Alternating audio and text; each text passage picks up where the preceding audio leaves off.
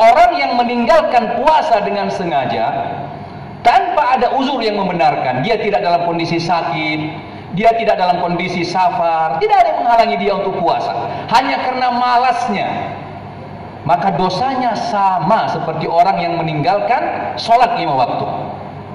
Sebagian lama kita mengatakan orang yang meninggalkan sholat 5 waktu itu dosanya lebih besar dari pezina.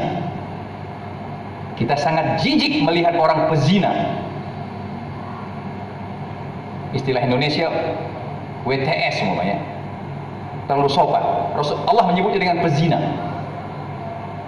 Ternyata orang yang meninggalkan puasa dengan sengaja tanpa uzur syar'i, dosanya lebih besar. Dan juga kata para ulama kita, orang yang meninggalkan puasa dengan sengaja tanpa ada uzur yang dibenarkan, maka dosanya lebih besar dari mencuri. Dosanya lebih besar